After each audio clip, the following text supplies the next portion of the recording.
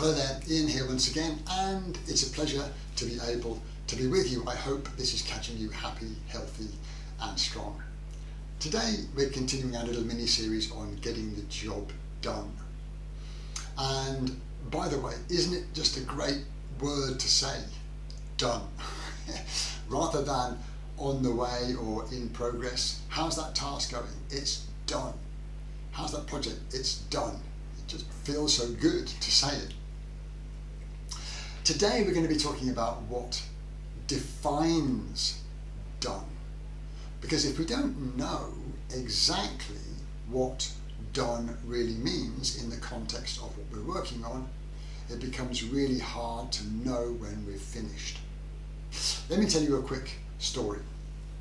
Quite a while ago I was working with a team of engineers that were doing their job very well, and during one meeting though it became apparent that the work they were doing seemed to be quite far removed from what we thought we should be working on, and things had drifted a little bit over the preceding weeks. And then when we had a meeting with all the stakeholders involved, what the team were working on versus what we thought we should be working on was now a matter of opinion rather than clear cut. And we learned a very valuable lesson that day in defining what done actually means. So I'm going to go through 3 quick things to help us cross the finish line and deliver what we're expected to. Think of it this way. When we run a 100-meter race, we know exactly what happens when we cross the finish line. We know where the finish line is, and we know exactly what's going to happen when we cross it. We cross the line, the clocks stop, and everyone knows that the race is finished. And that's the same whether you're running a 100-meter race or a 42-kilometer marathon. We know where the line is and we know what happens when we cross it. With projects, we need to be equally clear. So step 1 in our little 3-step journey today is to get agreement from all the stakeholders what done actually means. And that's true for a phase of a larger project and for the project itself.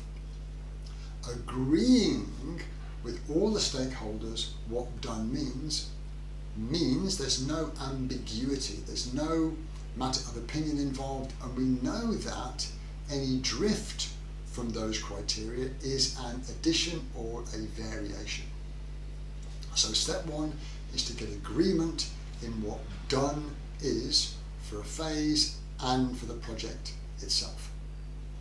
But that allows us to engage fully in step 2, which is to be able to track our progress.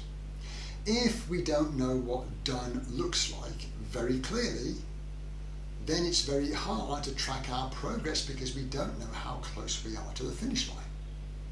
So to be able to track our progress enables us to cross the finish line when we expect to and deliver on time.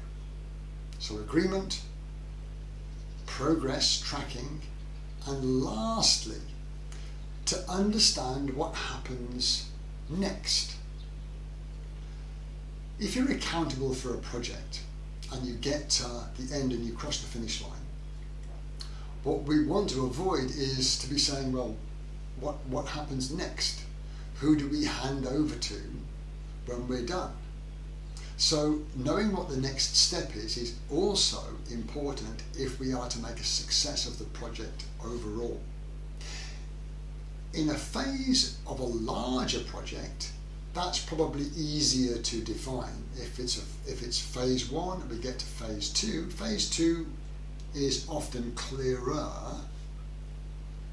but still needs to be defined because it could be a different team, it could be using new tools, it could be performed in a different environment. So knowing what happens in the next phase of a larger project is still vitally important.